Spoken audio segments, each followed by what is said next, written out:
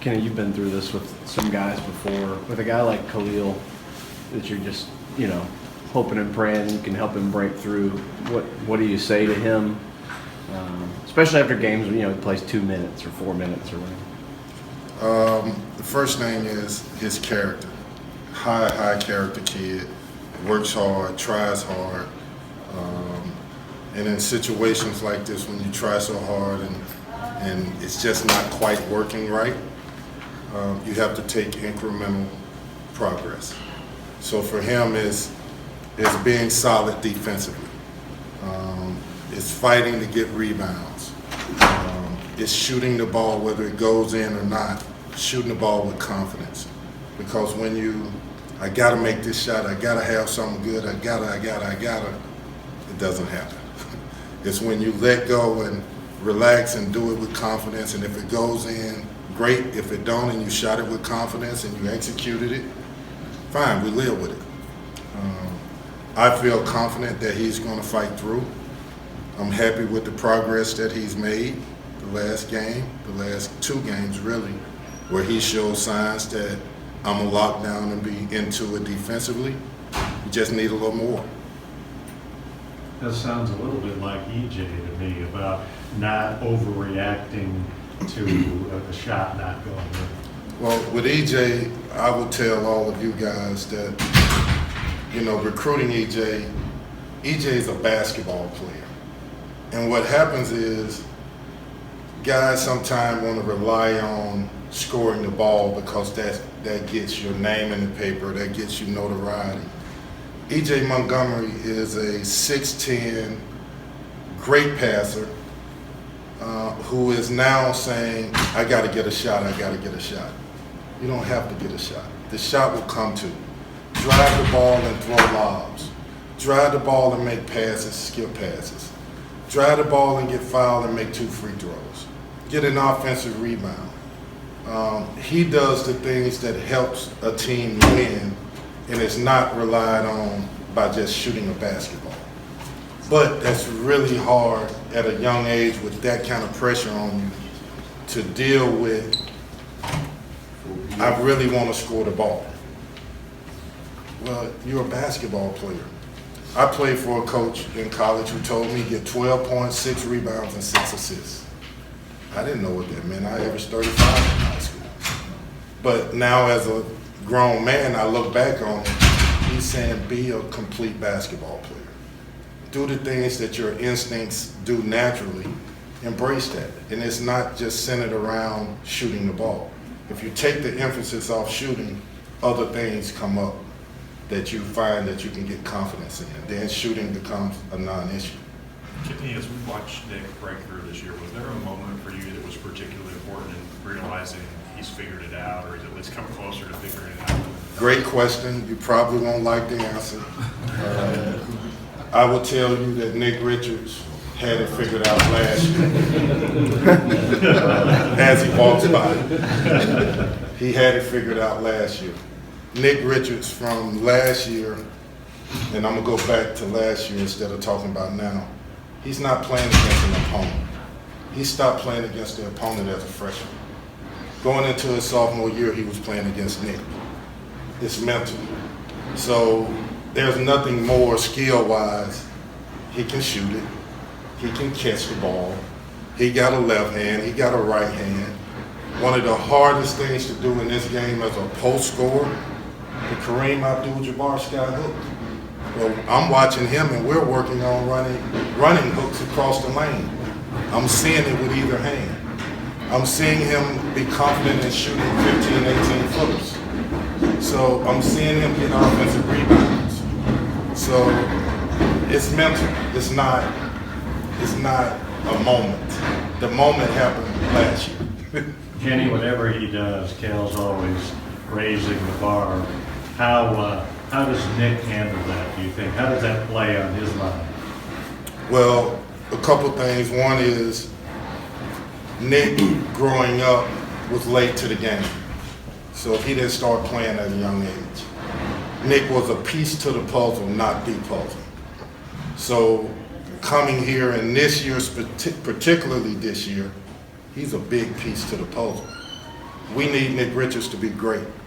So what happens is, most kids, when success happens and he's doing great, I've arrived. No, we're not gonna let you relax and think you've arrived.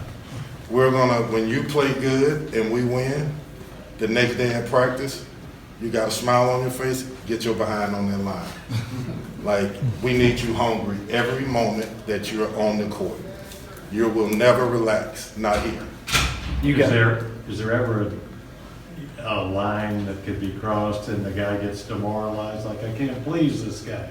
There's a lot of that. He says that to me quite frequently. But, you know, there are times when, I think a couple of days ago, he was like, I know you're proud of me, hug me. Nick, I'm not hugging. KP, I know you're proud of me, please hug me. So I hugged him. Is there a part of his game that you in particular like? I mean, you know, personally from what you've been working with him? I just like the fact that he's putting it all together. You know, he's showing that he can shoot the ball. He's always had a right hand, left hand jump hook. You know, I would like to see him, the best post offensive players, they make contact with the defender. Nick has a tendency to, if he's not filling a defender in the post, he has a tendency to step out and catch the ball. That ain't our goal, is to catch the ball. Our goal is to catch the ball with a defender filling him and roll off of him and make a shot. Kenny, Columbia is a tough place to play. I mean, especially Colonial Life Arena, it seems like the vilest of fans come out there. What is it about that place that brings out the worst in people and gets under your skin? Well, I think the first thing is their culture. Frank Martin is a tough coach, tough-minded coach. His culture is physicality, toughness, rebounding, fighting. You're not going to just walk into his arena and play basketball and it's free-flowing. He's going to make the game hard. You're going to get hit at times, and you got to be ready for a fight. If you're not, the aggressor wins. So the records go out the window. It's not about how many games they've lost or won. It's about, do you have a mindset of going in there and not being hit and being on your heels? You may have to hit first and not let the physicality take you out of what you're doing. When you guys have been really good here, you've had somebody that opponents feared in the paint as a rim protector, and that's kind of been missing the last 2, 3, 4 years. How significant is it? We talk about all these things about Nick, but that he's starting to be a guy that people fear. I mean, the way that Nate Oates talked about him after the game was in sort of reverence of his rim protection. Well, you're correct. I think that what has happened with Nick, and what we've all have seen, is when he's in foul trouble in the first half, we probably gonna struggle a little bit. When he's playing and he's not in foul trouble, that rim protection, whether he blocks the shot or not, they're a little hesitant about going in there. So we need him to play without fouling, and he's vital in those areas. The other piece to it is we teach here that you have to be, as a big man, versatile defensively. You have to move your feet. That's EJ, that's Nate, that's Nick Richards.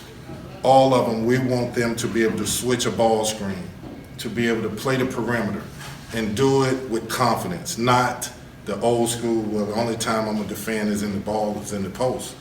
No, we need you to move your feet and guard guards. That's value to this team, and that's value to you personally. So it's important that Nick continues to build on that without getting in foul trouble, because his shot blocking is important. Kenny, you work with a lot of the post players and the big men. How much satisfaction do you take from the improvement that Nick has made, especially when Cal talks about it, everybody's on their own path, and you guys have had so many one-and-done guys. I mean, here's a guy that's in his third year, and obviously he's making big steps forward. How much satisfaction do you take in coaching a guy like that? Well, I'll tell you, it reminds me a little bit of Willie Cauley-Stein, in the fact that year one, he was really good. Nick probably wasn't as good. And when I say good defensively, Willie was off the charts feet-wise defensively. He could move his feet with anybody. Year 2, Willie came in and said at the end of the year, the beginning of the year, KP, I think I want to leave at the end of this year. Willie, you can't leave here just being one dimensional. You have to have a confidence that you could play some kind of offense. Well, that was in November. We leave to go to the NCAA tournament, and there's a note on my wall where the wall is closed. I'm coming back for year 3 because of what you said in November. So that transformation to his junior year, went 6th pick in the draft. So when I think about Nick, I think about how much he's conquered mentally, but how far he has to go as well. So yeah, I'm pleased, but by no stretch of the imagination has Nick Richards reached how good he could be.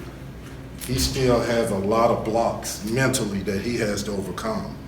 But a 7-footer that runs like that, that has the ability to shoot the ball like that, that jumps elbows at the top of the square.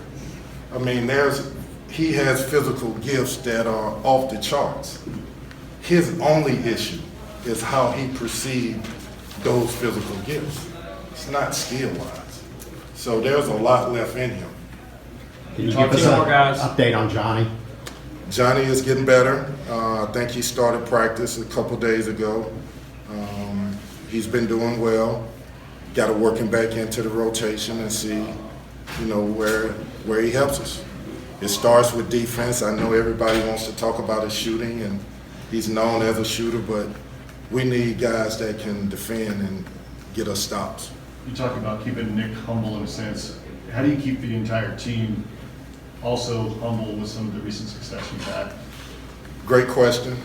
I think Aston is another example where everybody's talking about National Defensive Player of the Year. Well, from our standpoint, from coach's standpoint, he's not close.